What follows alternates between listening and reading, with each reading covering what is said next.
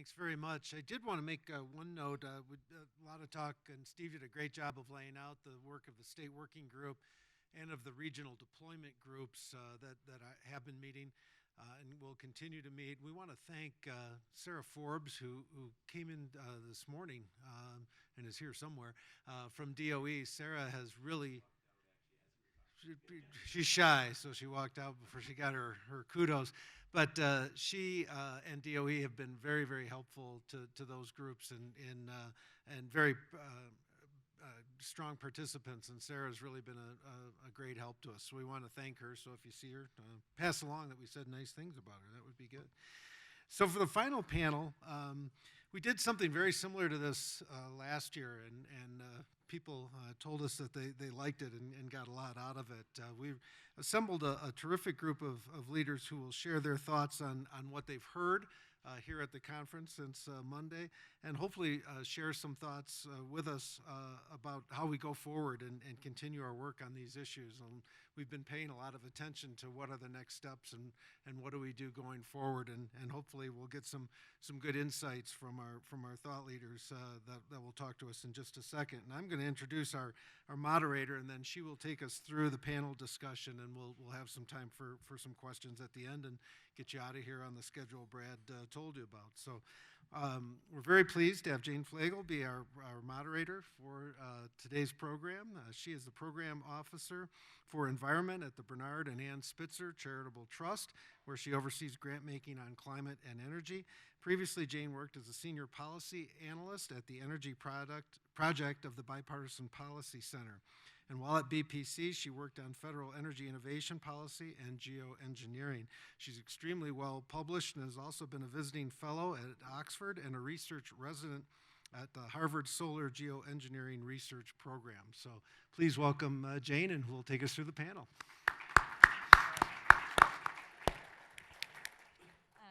Thank you very much. Thank you, Brad, and to the team at GPI for putting together what I think we can all agree has been the greatest event of the year.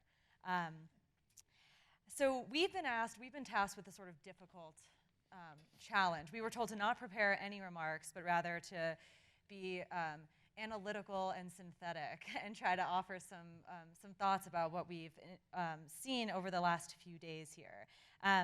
So I thought maybe I would start with by just saying a few words about the Bernard and Ann Spitzer Charitable Trust. So we are a relatively new entrant to the climate domain. And our strategy on climate has mostly been oriented around advancing public policy and catalyzing private sector action to accelerate the development and deployment of a range of technologies to put the US on a path to net zero by mid-century, which first of all, it's a mouthful. It also sort of sounds like what any climate funder would say they're doing. There are a couple things that are worth noting, I think. One of which is that we have been quite supportive of many of the organizations in the room who've been advocating for carbon capture as a part of a climate solution set. And I just want to say, I think one of the themes that's emerged over the course of the last few days is not just a lot of interesting growth in the ways folks are thinking and talking about carbon capture, but also in the way that folks seem to be thinking about climate policy. I think there's been a tendency to think about climate as sort of a conventional pollution control problem, and it's quite clear in the conversation over the last few days that there seems to me to have been a shift to think about climate risk management and the role that diversifying the set of tools that we have to manage the risks of climate change might play in advancing a robust risk management approach to managing climate change. So there are a couple of themes that I thought I would share, and I'm eager to talk to the audience about. The first thing is sort of this question of what we talk about when we talk about carbon capture. So I think one of the things that's been so great about this event, many have remarked at how the numbers have doubled since last year, but also how diverse the set of participants are. And I think that has something to do with the kind of interpretive flexibility around carbon capture as a category. It can mean so many different things to so many different people. And I actually think that's quite an asset, especially when confronting a problem like climate change that's uncertain and characterized by a lot of complexity and sort of a long time horizon. So I actually think the diversity in this room is a great advantage for the carbon capture advocacy work going forward. Pluralism is actually quite an asset, despite what many folks think. So in that vein, there are a couple of things that I thought were important to note. One of the themes, I think, is that carbon capture is about a lot more than the power sector. So it is about the power sector, but it's also, as Rebecca Dell and others have noted, about industrial emissions. It's also about direct air capture and carbon removal. And then, another set of questions is around not just how exciting the carbon capture issue is, but what carbon capture can do for climate more generally. And there were a couple of themes that emerged that I think were really important and at some level sort of debunked some of the unhelpful mythology around climate policy. The first is, it's very clear in remarks that were made over the last few days that this false dichotomy between innovation and deployment is just not helpful, that you actually need everything. And I think that's actually quite an important insight, both for carbon capture, but also for the way we think about climate more generally. Another insight that became clear both in Jonathan Pershing's remarks and others around how to sort of step on the carbon capture accelerator is that I think there's sometimes can be a notion that innovation policy is just about more money, and it's become quite clear that that more money is a necessary but insufficient condition for driving carbon capture forward. That we need to think about how that funding is structured, how public money intersects with the private sector, and how we can leverage R&D funding to deepen the bench of experts working on this topic. One other thing that I thought was important to note, and maybe I should have led with this, is that carbon capture is real. It's very real, and we're all, I think, at a kind of an inflection point and have the opportunity to make it realer. A mentor of mine, Steve Rayner, who's an anthropologist, recently noted about climate policy that the line between ambition and delusion isn't always especially sharp. And I think that that's a cutting, an important thing to note. And Senator Heitkamp in her remarks noted how important it is to make the case that carbon capture isn't just sort of like magical fairy dust or magical thinking. And with the project announcements that were made today and just hearing about all of the good work folks are doing, it's quite clear that this is not a delusion, that it's actually quite real, and that we really have an opportunity to scale these technologies rapidly. It's also important to note, I think, that part of scaling the industries will be advocating for robust public policy. So I want to thank the Carbon Capture Coalition and all of the folks in the room who are a part of putting together the Federal Policy Blueprint, which I just think is a huge does a huge service to the field. I do think there are a couple of unanswered questions, particularly around this question of scale. So while it's clear that great advances are being made, I do think we need to be mindful of the scale of this endeavor and what's going to be required to scale it. The last panel I thought was quite interesting in that we tend to think about driving innovation as sort of like what kind of bits of hardware and technology do we need, but it's quite clear that we're going to need innovation in regulatory arrangements, innovation in how we govern carbon capture, both in terms of incentivizing, but also in terms of steering it toward the desired societal outcomes. So I'll just end by saying that as a funder in this space, the Spitzer Trust is just incredibly excited. It really does, I mean, people say this, but it really does feel like we're at a really important moment in the conversation, not just about carbon capture, but about climate policy more generally. And we're just thrilled to partner with all of you guys going forward.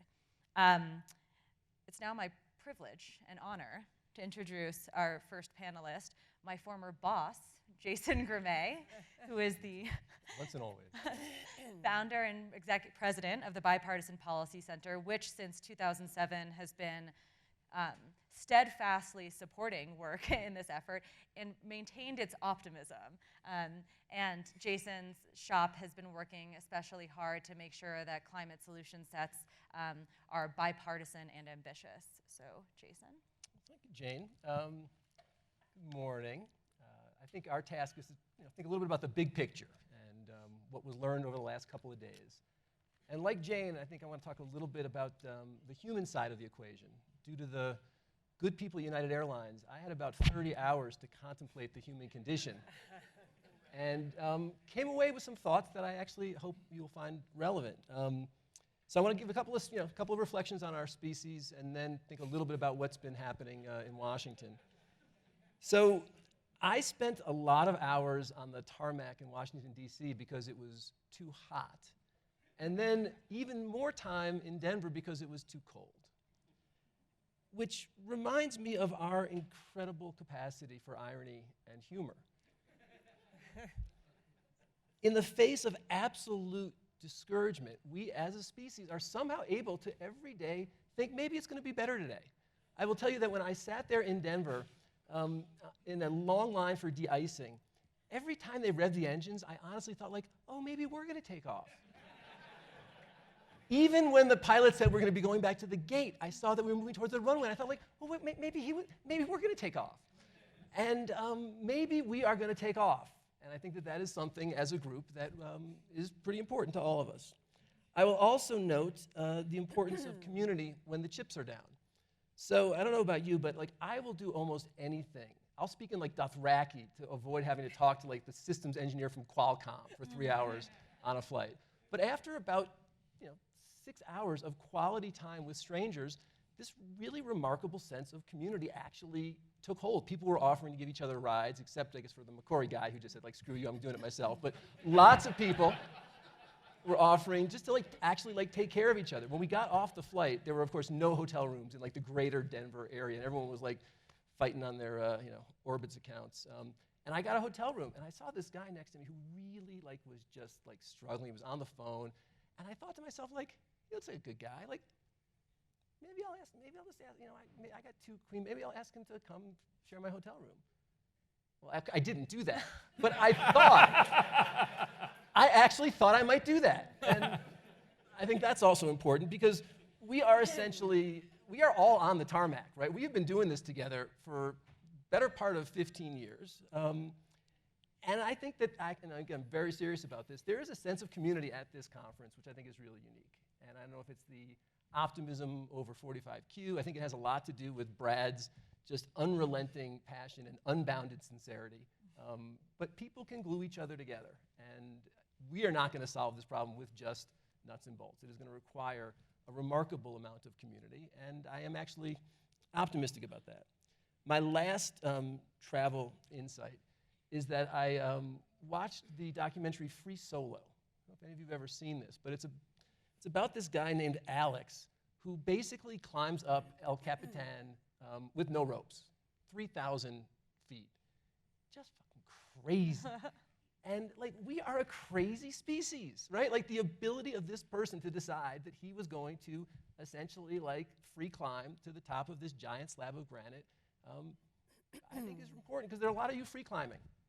There are a lot of entrepreneurs in this room who are basically in that same sense, like putting it all out there. If it's like the movie, 2/3 of you will plummet to your death, but some of you will not. Some of you will make it. And that, I think, means a lot. So that's my suggestion about the human condition. As it relates to our political condition, there is a reason for optimism on this issue in Washington that we haven't seen in a while. And it comes from 3 ideas that I'll just mention briefly. The first is that the ecological and political imperatives are aligned for the first time in a decade, right? The realization that we are going to need every single non-carbon electron, every single non-carbon BTU among all technologies is now actually like landed in this debate. It's been obvious for 20 years, but it's been culturally offensive to some for 20 years, and I think finally that has now shifted. And that's also good politics, because what we have seen very quickly is as we've broadened the solution set away from the caricature of, Solyndra and, rooftop wind, people are open now in this discussion the way they haven't been in a long time. If you just follow any of these news rags, I mean, even Senator Roberts yesterday was talking with enthusiasm about a pragmatic climate solution in the Ag Committee. That was not happening 6 months ago. So we have a lane that we haven't seen for a long time. The Green New Deal has actually made that a much broader lane than I think most people had imagined. For 2 reasons. It has demonstrated the ambition.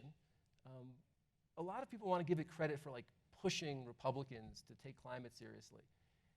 It's achieved that, but actually through the exact opposite effect.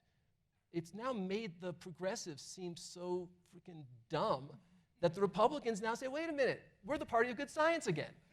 So we now have parity of denial on science, on economics, and on engineering, which has opened up the space for the engineers, all right? And this is where I will close.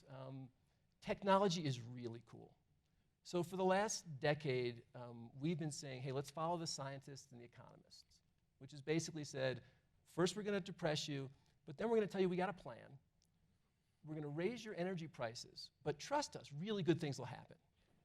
That has not been a winning strategy. And under this meme of don't pick technologies, we've accepted this kind of bland economic passivity, which has not, inspired the soul. What is happening now is people are really focusing on technology. The engineers are starting to really drive this discussion. And technology is fun. I mean, I spend enough time with members of Congress. They love, love, love technology. And they are basically willing to be Trojan horsed. They're basically cognizant of the fact that technology does not deploy itself, but that if you get people excited enough about an outcome, whether it is dramatic improvements in storage, mass deployed direct air capture, massive deployed SMRs, they are then willing to actually spend money to make those things happen. And so I think the combination of the ecological imperative broadening the solutions combined with the willingness of people to want to really now solve this problem through technology, backstopped by the fact that we're actually a pretty creative, resilient species, makes me think we might actually fix this thing. And it is a pleasure to be with all of you talking about it. Thanks.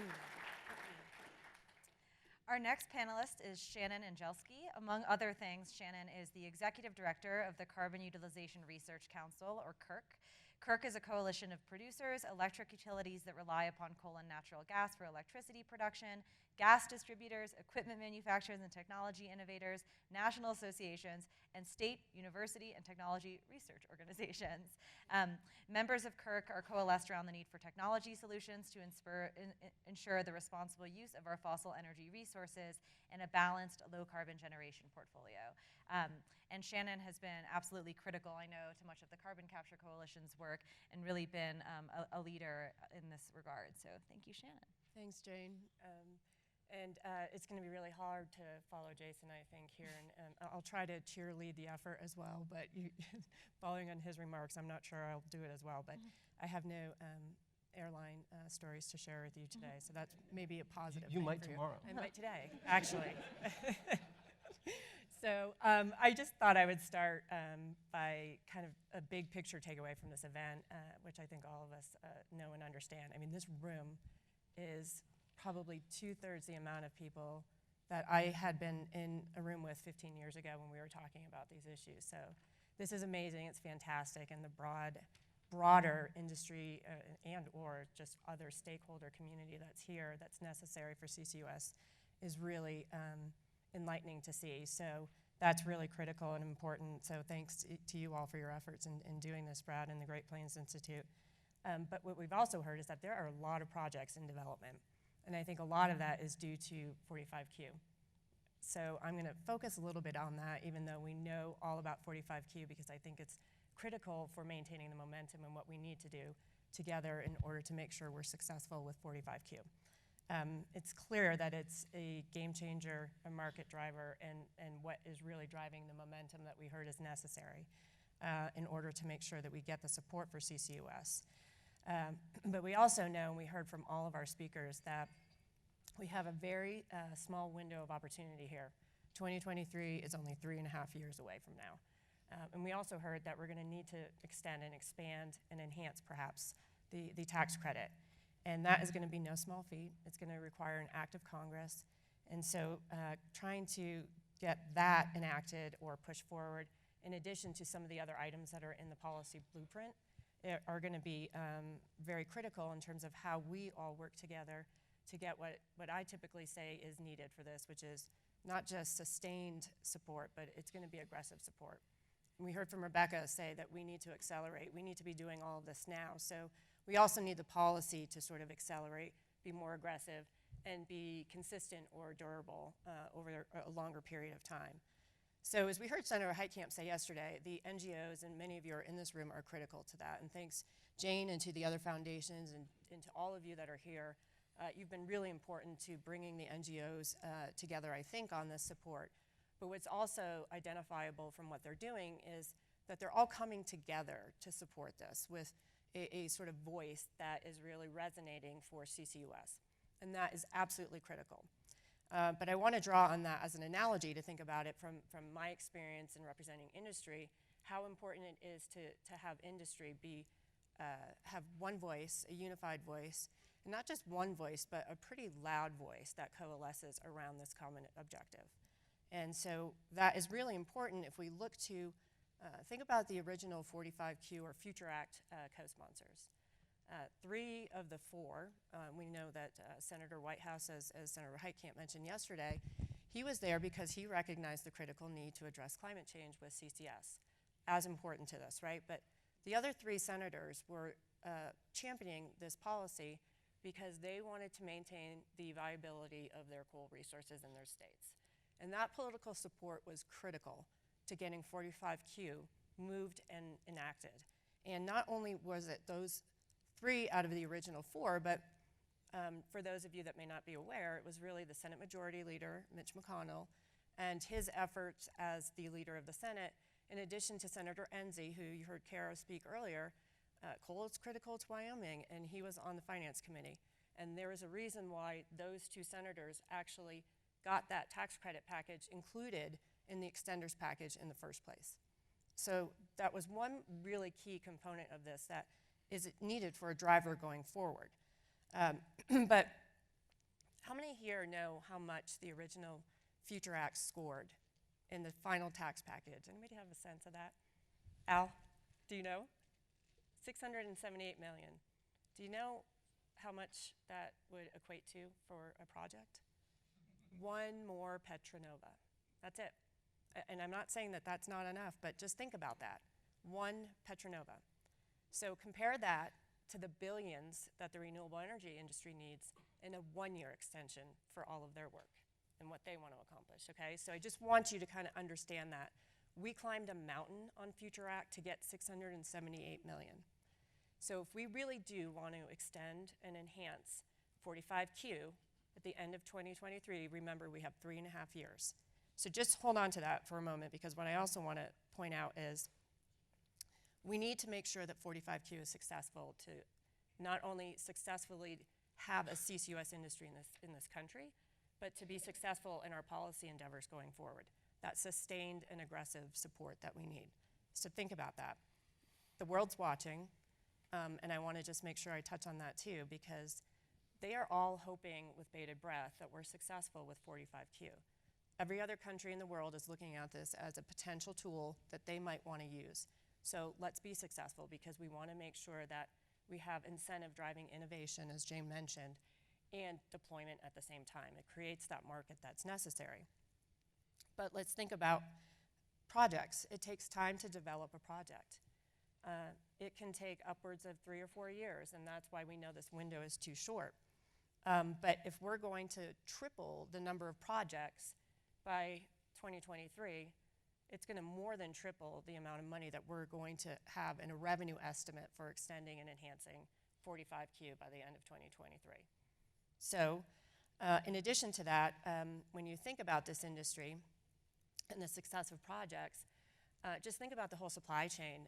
This is an industry, some of you have worked together, but when we talk about business models, and we heard a lot of this yesterday, this industry doesn't typically work together from producer, putting together projects on an industrial source or power sector source, pipeline operators, and then putting together the downstream oil and gas piece of this. Putting all that together in an integrated system, we are all just learning how to dance together, literally. I mean, we don't know how to do this, and we want you all to be successful in doing that. But in doing so, it will require us to, again, have across industry sectors sort of that unified and very strong voice in working together and coalescing around this objective.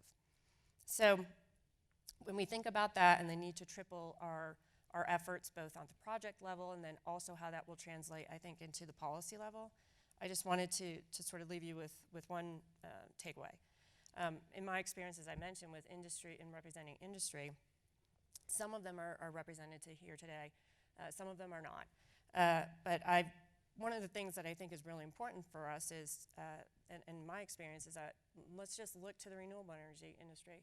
I mean, they have done a great job at working together as an industry and in aligning with the NGO community.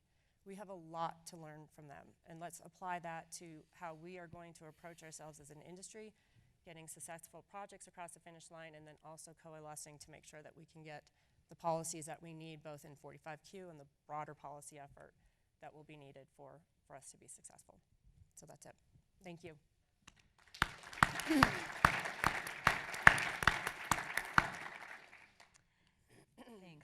Our next panelist is Michael Noble. Michael is the executive director at Fresh Energy. He's been the lead strategist for dozens of public policy innovations in the areas of energy efficiency, renewable energy development, and other solutions to climate change, and has been working particularly in Minnesota and the Midwest region. And I just want to say that on this topic in particular, the leadership of state environmental groups is really important, and it can be very difficult. So Michael, we're all very grateful for your leadership in this space. Thank you. So I'm really delighted to be here. You know, my background is 30 years of advocacy work in clean energy and climate and electric vehicles and litigating against the construction of new coal plants and new gas plants and try to retire existing coal plants. So I am not from this fossil fuel industry tribe, but I am now part of your coalition. Brad has been trying to get me interested in this subject for over 15 years, and I remember the call he made to me about a year ago, asked if I would get one very liberal United States senator to support the 45Q.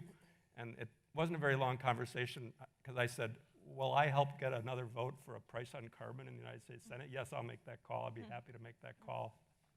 So I do think this 45Q is really very much a game changer, and has created an industry where there was an aspiration, essentially.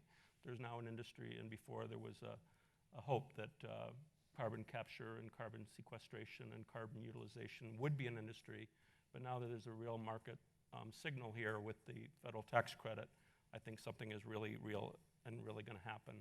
And I do embrace the words from our CEO of National Wildlife Federation, who gave us our opening night comments, and Jonathan Pershing as well, that anybody who knows the science, anyone who studies the science, knows that we really can't solve the climate problem worldwide without a really serious contribution from negative emissions, from zero emission fossil fuels, from direct air capture.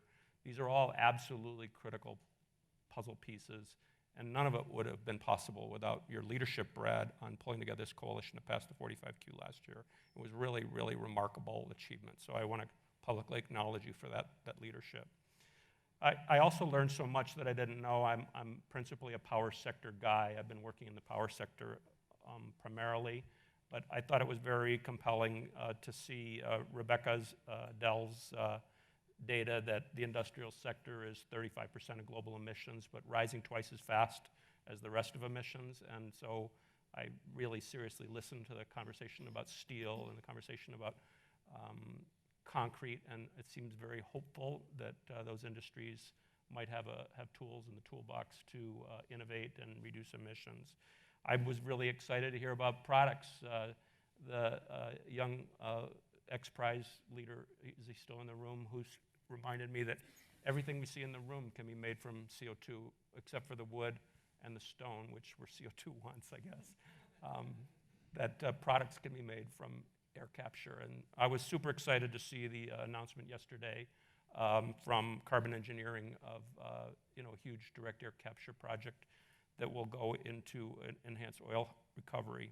So a few thoughts from my kind of wing of the debate. I know Brad asked me to be on this final panel to have a state and local environmental and clean energy leader not only publicly endorse this work, but kind of give you some challenges to think about. First of all, you got some language problems. DAC, EOR, CCS, CCUS doesn't mean anything to anybody I know. And mostly, not even my employees. I have 35 employees who work on these issues, and I have 17 reporters who are putting out Midwest Energy News and Western Energy News and Southeast Energy News, and they don't know the terms DAC, EOR, CCS, CCUS. You got a branding and marketing problem and a storytelling problem just tell you that right up front. You have a great, great story to tell, but the acronyms are problematic. I mean, why can't we talk about, carbon reduction from the air and capturing CO2 from the sky? And why can't we talk about making products from carbon rather than dumping it into the atmosphere? Why can't we talk about storing CO2 in the ground rather than releasing it into the air? I mean, there's simple human language that can be substituted for all the acronyms, and I really want to challenge you to do a better job on that. I also want to reinforce the Heidi Heitkamp message that, again, credit again to the Great Plains Institute. By the way, Great Plains Institute and Fresh Energy know each other super well. We're both headquartered in Minneapolis, St. Paul, a flyover country. But Heidi Heitkamp said that the national environmental groups, were showing some leadership and some courage, and call them out by name: National Wildlife Federation, World Resource Institute, Union of Concerned Scientists, the Nature Conservancy, Audubon, Clean Air Task Force. All these groups are like all pulling on the harness with you, but it's not a freebie for them. They're losing some members over it, and they're losing some funders and donors and philanthropies who, have just, objected to, like, why are we giving subsidies to the oil industry kind of arguments, simplistic arguments that don't really understand the opportunity and what's actually going on here. So you actually do owe a lot of homage and support and love and maybe some financial support to the environmental groups that are helping to tell this story. So I got only 35 seconds left, but I have about 2 minutes more I want to talk. The history is moving very, very fast now. 6 months ago, no one was really comfortable and confident talking about 100% clean energy standards or 100% carbon-free energy or 100% net zero power sector. 6 months ago, it was like, being whispered in think tanks. And now 8 states and jurisdictions like Puerto Rico and Washington, D.C. have it as the law of the land. That's happened over the last 6 months. So the carbon neutral power sector is coming so fast. We just closed our legislative session in Minnesota Monday night at midnight, and it was very, very much at the very end of the game possible that we would have been the next state to adopt it, although we didn't quite have the support we need on both sides of the aisle. But on Saturday, one of the most influential members of the House of Representatives, a very, very, very bright guy, who actually did work for Sheldon White House and has a law degree. He's more from what I would call the Ilhan Omar wing of the political party. Actually, Ilhan Omar is his congresswoman. And he says to me, should we allow carbon capture coal to count toward 100% clean energy standard? I said, yes, you should, Representative Long. He said, well, but they're saying they're only going to capture 80% of the CO2. I said, well, push them up to 90%. They'll still say yes. He said, but we should allow that to count to 100% carbon-free. I said, of course we should. He said, what about the 10% they don't capture? I said, that's in the details. We'll worry about it later. Direct air capture, there's other solutions. Just yes, vote yes. So what I'm telling you is you can't pit yourself against that wing of the party that, that gets demonized on Fox News, AOC and Green New Deal. You can't pit yourself against that. This industry has to be part of what they advocate. Now, maybe they're not going to dominate the debate. I understand that there's going to be a broad range of perspectives, but you want your tools in the toolbox as part of their advocacy. There's no reason to pit yourself against them. That doesn't make any political or strategic sense. Say, oh, they're the left-wing fringe. You have a zero-carbon strategy. You should be part of their advocacy. There's no reason not. So again, the argument that it's moving so fast, a Clean Air Task Force about 10 days ago did a little analysis.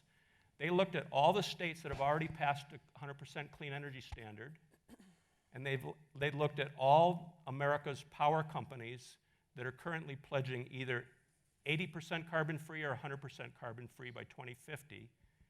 They added up all those emissions point by point by point.